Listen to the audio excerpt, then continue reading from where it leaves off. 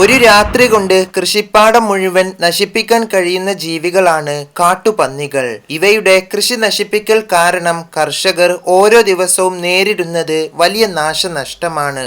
ലോകത്തുള്ള പല രാജ്യങ്ങളും ഇവയുടെ ആക്രമണം ഇല്ലാതാക്കാനായി ഹെലികോപ്റ്റർ വേട്ട, ഷോ കേൾപ്പിക്കൽ, കെണി നിർമ്മിക്കൽ എന്നിവയെല്ലാം ചെയ്യുന്നു. എന്നിട്ടും ഇവയുടെ ആക്രമണങ്ങൾ തടയാനോ ഇവയുടെ പെറ്റുപെരുകൾ നിയന്ത്രിക്കാനോ ഒരു ഗവൺമെന്റിനും സാധിച്ചില്ല.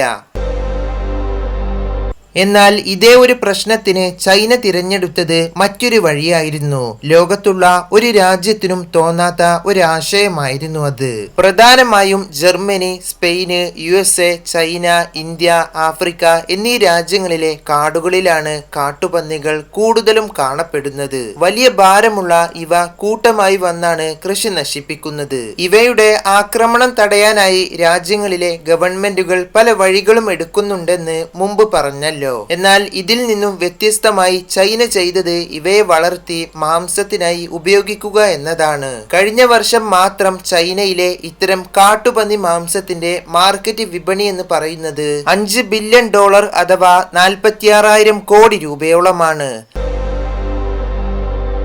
നമ്മൾ സാധാരണ ഫാമിൽ വളർത്തിയെടുക്കുന്ന ഹൈബ്രിഡ് പിഗുകളെക്കാൾ ഇവയുടെ മാംസത്തിന് രുചി കൂടുതലാണ്. അതുപോലെ തന്നെ കൊഴുപ്പിന്റെ അളവും ഇവയുടെ മാംസത്തിൽ വളരെ കുറവാണ്.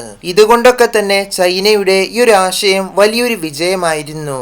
ആർക്കും വേണ്ടാത്ത വെറും ആക്രമണകാരികളായി കണ്ട ഇവയെ ചൈനയുടെ ഈ ഒരു കണ്ടെത്തൽ അവർക്ക് ഒരു ബിസിനസ് ആയിരുന്നു.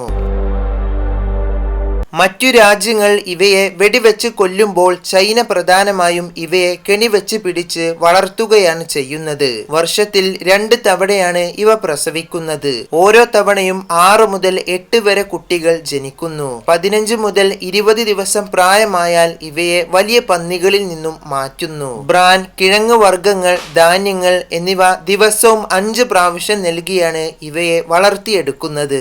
വലിയ പന്നികളിൽ നിന്നും ഇവയെ വേറിട്ട് വളർത്തുമ്പോൾ രോഗങ്ങൾ പടരാനുള്ള സാധ്യത വളരെ കുറവാണ്. അതുപോലെ തന്നെ ഏകദേശം 7-8 മാസം പ്രായമായി കഴിഞ്ഞാൽ തന്നെ ഇവ തങ്ങളുടെ യഥാർത്ഥ ആക്രമണ സ്വഭാവം പുറത്തു കാണിക്കും. ഈ സമയത്ത് ഫാമിലെ ജോലിക്കാർ ആരും ഇവയുടെ അടുത്ത് പോകാതെ നിശ്ചിത ദൂരം മാറി നിന്നാണ് ഇവർക്കുള്ള ഭക്ഷണവും വെള്ളവും എല്ലാം നൽകുന്നത്. ഈ പ്രായത്തിൽ തന്നെയാണ് ഇവയെ മാംസത്തിനായിട്ട് പിടിക്കുന്നതും. സാധാരണ വളർത്തുന്ന ഹൈബ്രിഡ് പന്നികളെക്കാൾ ഇവയുടെ മാംസത്തിന് ചൈനയിലും അതിന് പുറത്തുമായി വളരെ ഡിമാൻഡാണ്. മാത്രമല്ല മറ്റ് പന്നികളുടെ മാംസത്തെ വെച്ച് നമ്മൾ ഇതിന്റെ വില കമ്പയർ ചെയ്ത് നോക്കുകയാണെങ്കിൽ ഇതിന്റെ വില വളരെ കൂടുതലാണ്.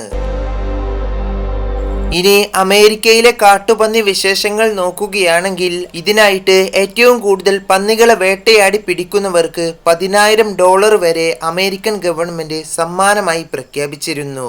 പ്രധാനമായിട്ടും 4 രീതിയിലുള്ള വേട്ട രീതികളാണ് ഇവർ ഉപയോഗിക്കുന്നത്. ഇലക്ട്രിസിറ്റി വേലി, വലിയ സ്റ്റീൽ കുടകൾ, ഹെലികോപ്റ്റർ വേട്ട, ഗൺ ഷൂട്ടർ ഇതൊക്കെയാണ്. ഇതിൽ ഗൺ ഷൂട്ടർ വഴിയാണ് ഏറ്റവും കൂടുതൽ പന്നികളെ ഇവർ പിടിക്കുന്നത്. 6 മാസം മുതൽ 1 വർഷം വരെ പരിശീലനം നേടിയ ആളുകളെ മാത്രമാണ് ഇങ്ങനെ ആ നാട്ടിലെ ഗവൺമെന്റ് പന്നികളെ വെടിവെക്കാനായിട്ട് തിരഞ്ഞെടുക്കുന്നത്. റെമിൻഗട്ട് എന്ന 700 എന്ന ഗൺ ഉപയോഗിച്ചാണ് ഇവയെ വെടിവെക്കുന്നത്. 10-15 എണ്ണം കൂട്ടമായി സഞ്ചരിക്കുന്ന ഇവയെ കൃത്യമായി വെടിവെച്ചിടാൻ നല്ല പാടാണ്. നമ്മുടെ നാട്ടിൽ കാണുന്ന പോലെ, നമ്മൾ ഉപയോഗിക്കുന്ന പോലെ ഇവരും നായകളെ വേട്ടയാടാനായിട്ട് ഉപയോഗിക്കുന്നു. 2 സീസണുകളിലായിട്ടാണ് പ്രധാനമായും പന്നിവേട്ട ഇവർ ആരംഭിക്കുന്നത്. മഞ്ഞുകാലമായ ഡിസംബർ മാസം മുതൽ ഫെബ്രുവരി മാസം വരെയും അതുപോലെ ജൂൺ മാസം മുതൽ ഓഗസ്റ്റ് മാസം എന്നീ 2 സീസണുകളിലായിട്ടാണ് കൂടുതലും കാട്ടുപന്നികൾ പെറ്റുപെരുകുന്നത്. ഇതിനാൽ തന്നെയാണ് ഈ 2 സമയവും ഇതിനായിട്ട് തിരഞ്ഞെടുത്തത്.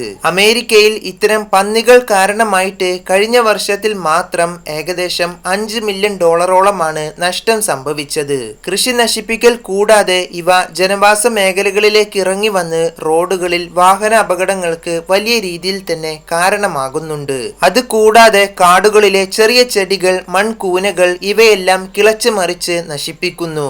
ഇനി അതും കൂടാതെ ചെളി ഇഷ്ടപ്പെടുന്ന ചെയ്യുന്നവരാണ് ഇക്കൂട്ടർ. ഇതിനാൽ തന്നെ കാട്ടിലെയും കൃഷി സ്ഥലങ്ങളിലെയും ജലാശയങ്ങൾ ഇവ നശിപ്പിക്കുന്നു. അമേരിക്കയിലെ ടെക്സസ് എന്ന സ്ഥലത്ത് മാത്രമുള്ളത് ഏകദേശം 60 ലക്ഷത്തോളം വരുന്ന പന്നികളാണ്. ഇവയുടെ നമ്മൾ ഈ പറഞ്ഞ ഇത്തരം ആക്രമണങ്ങൾ ഇല്ലാതാക്കാനായിട്ടാണ് പൊതുവെ ഇവയെ കൊല്ലുന്നത്. പക്ഷെ പൂർണ്ണമായും അമേരിക്കൻ ഗവൺമെന്റ് ഇവയെ നശിപ്പിക്കുന്നില്ല. ഒരു സമയം 50 മുതൽ 150 പന്നികളെ വരെ മാത്രമാണ് വേട്ടയാടാൻ അനുമതി ഉള്ളത്. അധിക വേട്ട ഈ ജീവികളെയും നാശത്തിന് കാരണമാണ്. എന്തൊക്കെയായാലും ഈ ജീവികളും നമ്മൾ ഈ ജീവിക്കുന്ന പ്രകൃതിയെ വലിയ പല രീതിയിലും സംരക്ഷിക്കുന്നുണ്ട്. അപ്പോ നമ്മുടെ വീഡിയോയുടെ അവസാനിപ്പിക്കുകയാണ്.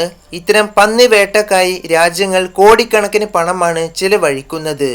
ആ സമയത്താണ് ചൈന ഇതൊരു ബിസിനസ്സായി വരുമാന മാർഗമായി മാറ്റിയത്. നിങ്ങളുടെ അഭിപ്രായങ്ങളെല്ലാം കമന്റ് ചെയ്യുക. അപ്പോൾ അടുത്തൊരു ഇൻട്രസ്റ്റിംഗ് ആയിട്ടുള്ള വീഡിയോ ആയി കാണാം.